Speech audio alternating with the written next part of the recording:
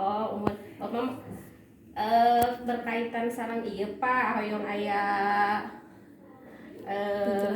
penjelasan nanti Bapak sakedik perkawis kan permasalahan anu terjadi di sakola teh berkaitan sareng rendahnya motivasi siswa dalam belajar, khususnya bahasa Indonesia dan umumnya mungkin pelajaran yang lain. Itu yang pertama. Nah, mungkin pemaparan Bapak bisa disampaikan kira-kira bagaimana cara menumbuhkan motivasi belajar siswa tersebut. Itu ya Pak yang pertama. Atau mungkin satu-satu dulu Pak. Ada 3 pertanyaan itu Pak. Punten. Yes, itu yang pertama. Anu kedua, permasalahan yang kedua berkaitan dengan pemanfaatan TIK oleh guru. Berarti permasalahan ada di guru dan memang ini terjadi juga permasalahan pada diri saya karena minimnya penguasaan terhadap TIK. Nah, bagaimana solusi yang dapat Bapak berikan terhadap permasalahan yang terjadi? Kemudian yang ketiga, dalam model pembelajaran inovatif kebanyakan yang ditemui dan khususnya saya juga metode kebanyakan yang dipakai adalah metode klasikal atau ceramah, karena pada prinsipnya ketika mencoba menggali potensi dari anak, ternyata anak juga enggan dan merasa kalau tidak dijelaskan terlebih dahulu siswa tersebut tidak bisa gitu ya. Jadi bagaimana menyikapi hal tersebut gitu Pak. Mungkin itu saja pertanyaannya. Hatur nuhun satu acanana hoyong dibantos ku Bapak gitu.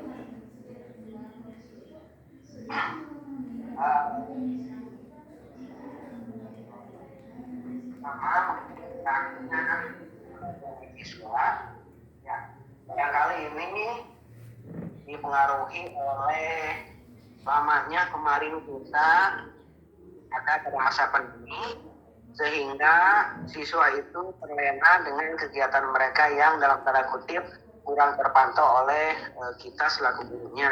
Apalagi selama 2 tahun itu kan ada peralihan dari masa pendidikan SMP memasuki masa pendidikan ke jenjang SMA.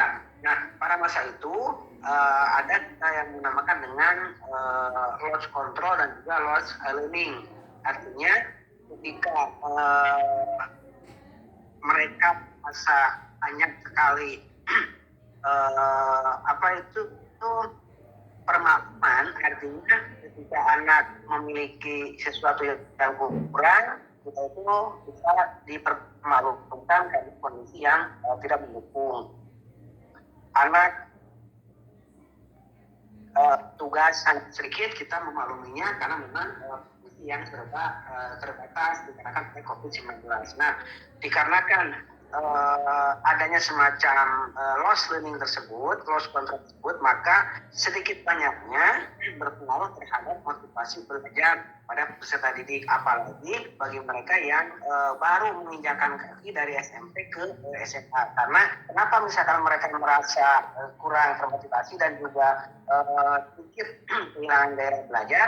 Karena itu tadi, kebiasaan yang mereka peroleh ketika masa pandemi, adanya tadi dikatakan masa memaklumi, itu terbawa sampai sekarang, sehingga anak-anak itu dengan memegang kata kunci dimaklum, ya, maka mereka itu seolah-olah tidak ada gairah untuk belajar. Nah, sekarang waktu yang sudah mulai menunjukkan jalan perbaikan ke arah pandemi menjadi endemi, maka kita harus bekerja keras untuk bagaimana meningkatkan motivasi belajar anak-anak sehingga mereka itu tidak lagi semacam merasa malu oleh bapak ibu gurunya. Nah, dengan mereka memberikan penilaian kemudian tugas yang ketat, itu diharapkan motivasi belajar mereka akan meningkat.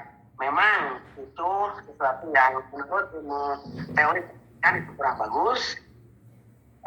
Mereka belajar itu ada paksaan dari kita selaku guru. Seharusnya memang mereka belajar itu ada inner motivation, motivasi dari dalam diri sendiri, sehingga mereka menyadari pentingnya belajar kita untuk kebaikan. Tidak ada salahnya kita untuk meningkatkan daerah belajar, untuk meningkatkan disiplin belajar, kita memberikan tugas dan sebagainya yang lebih ketat dari yang sebelumnya. Kalau sebelumnya misalkan terlambat memberikan tugas, kita maklum, kemudian terlambat memberikan sesuatu yang sesuai dengan tugas dan lain sebagainya, kita maklum. Nah, untuk saat sekarang barangkali permakluman itu harus kita segera hilangkan karena kondisi sekarang sudah memasuki kepada masa normal.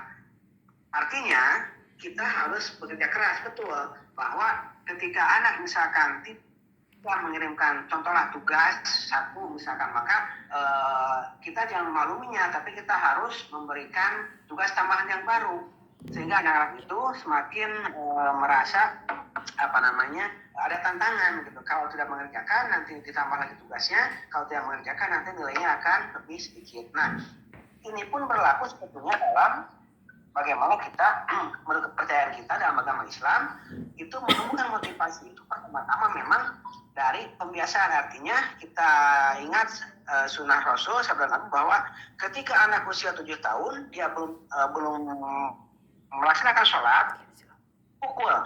Ya. Nah, itu kan suatu kebangsaan, betul.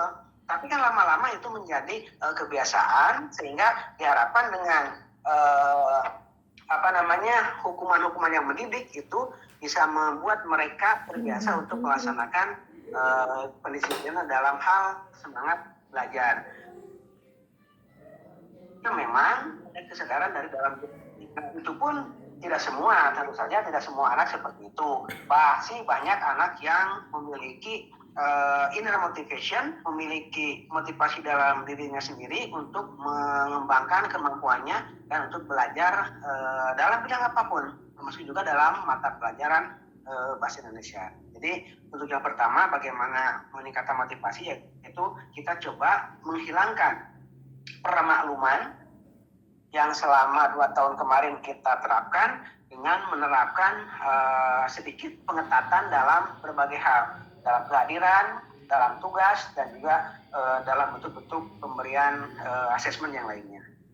Kemudian yang kedua, mengenai permasalahan teknologi informasi dan komunikasi,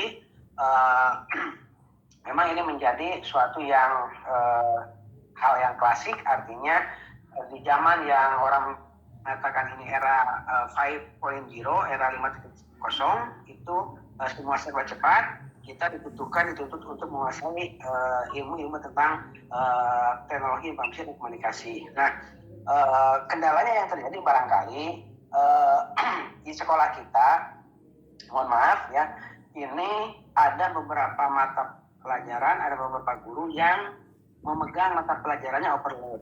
Artinya, contohlah Bu Wiwin, pajak. Iya, ya betul Pak. 2, iya Pak. Lebih berapa jam? Saya lebihnya kalau 24, 32 berarti 8 ya? 8 Pak.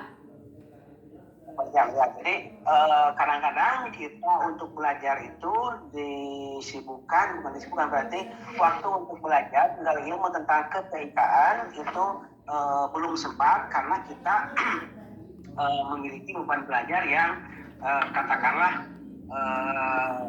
lumayan banyak ya, 32 jam.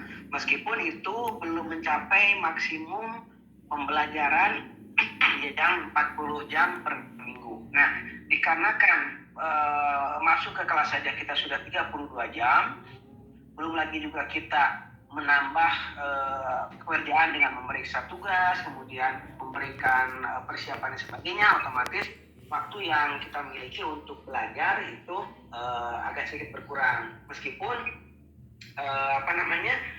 kita bisa belajar di rumah, tetapi yang namanya sudah sampai ke rumah itu kan banyak hal yang perlu diselesaikan, apalagi oleh ibu selaku ibu rumah tangga, belum lagi mengurus hal-hal yang lainnya. Nah, barangkali yang perlu kita sikapi bersama adalah kita harus pandai-pandai memanage waktu supaya ibu bisa memanfaatkan waktu yang ada di sekolah dengan belajar kepada rekan-rekan yang lainnya secara tutor sebaya, bagaimana pemanfaatan teknologi informasi dan komunikasi dengan peralatan yang alhamdulillah itu di SMA kita sudah ada.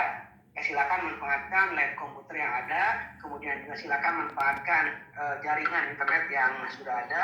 Juga kita tidak usah merasa gengsi untuk bertanya kepada rekan kita yang memang sudah memiliki pengetahuan dan kemampuan dalam bidang TIK, sehingga di waktu yang terbatas tersebut kita bisa memanfaatkan seperti itu. Karena memang di masa sekarang kalau tidak menguasai TIK maka kita akan ketinggalan. Ya, ketinggalan. Memang TIK itu tidak melulu di bidang komputer, ya, tetapi itu salah satunya. Contoh seperti yang sedang kita lakukan adalah bagaimana kita memanfaatkan teknologi untuk mengadakan telekonferensi, katakan seperti ini. Kemudian barusan Ibu juga melakukan presentasi, itu kan juga lewat komputer. Nah ini kan membutuhkan skill yang memang tidak mudah.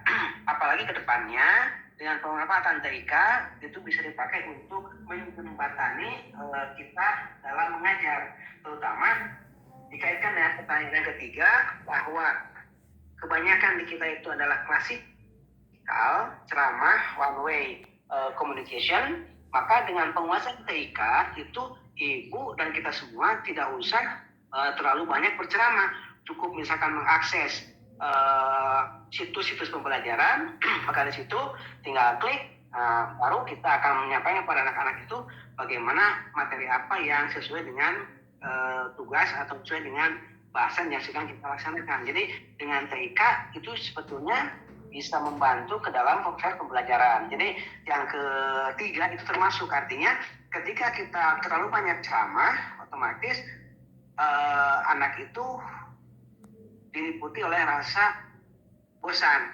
Karena mereka juga suka mengikuti. Meskipun banyak di antara anak-anak yang belum mengerti kalau belum kita berikan penjelasan. Penjelasan. Nah, dengan menggunakan teknologi informasi dan komunikasi, menggunakan lab multimedia yang ada, itu ada layar layar pintar di situ, ya, smartboard, maka silakan manfaatkan. Ibu misalkan tentang cerpen, maka tinggal klik di link pembelajaran, maka otomatis itu akan diberikan semacam berbagai macam pengetahuan tentang cerpen dengan contoh-contohnya dan sebagainya, sehingga kita hanya tinggal meluruskan materi-materi yang memang masih dibutuhkan oleh anak dalam hal penjelasannya, sehingga kita tidak melulu ceramah di depan, tapi dengan interaktif seperti itu, anak yang kliknya sendiri, kemudian anak melihat penampilan, melihat presentasi dari sumber-sumber yang ada, maka diharapkan proses pembelajaran itu tidak hanya one way communication, tidak hanya berbentuk ceramah, tetapi anak sendiri yang bisa melihat, mencari. Tentu saja anak ini demi menyiasati bagaimana supaya tidak bosan dalam pembelajaran, anak pun harus dibimbing, jangan sampai anak ikut terus, artinya mereka mencari sendiri. Karena mohon maaf, ketika kita klik satu situs itu yang muncul berbagai macam gambar dan lain sebagainya. Nah, kalau kita tidak memberikan arahan dan juga memberikan bimbingan, itu bisa juga berbahaya. Karena teknologi itu terus terang saja bagaikan dua sisi mata pisau. Yang satu untuk kebaikan, yang juga untuk hal yang negatif. Nah, artinya kita tentu saja kembali capek, ya tidak apa-apa. Yang penting kita membimbing anak-anak sambil misalkan menjelaskan sedikit, kemudian juga pemanfaatan TIK tersebut sesuai dengan apa yang diharapkan. Karena kalau anak itu dibiarkan, ya terus terang saja kita tidak menjamin situsnya judulnya A, ketika diklik mungkin banyak sekali link yang lain yang mengikutinya. Kurang baik, ya. Karena ya penyebaran seperti itu kan cukup banyak. Belum lagi ada gambar-gambar yang tidak pantas seperti itu. Nah, jadi untuk menyiasatinya kita bisa memanfaatkan teknologi informasi komunikasi TIK, nilai TIK, sehingga anak itu tidak merasa bosan dengan ceramah kita, dengan suasana baru, dengan sumber-sumber yang baru, dengan contoh-contoh yang baru dari situs internet yang terpercaya. Maka diharapkan problematika yang ketiga, yaitu pembelajaran hanya one way communication, itu bisa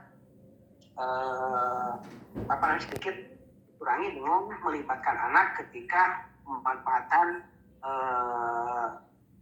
teknologi informasi dan komunikasi dalam pembelajaran. Nah, itu barangkali Bu yang hal yang bisa dari tiga permasalahan yang ya. Mohon Bapak hatur nuhun permasalahannya selaras nama sami sareng Bu Kokom.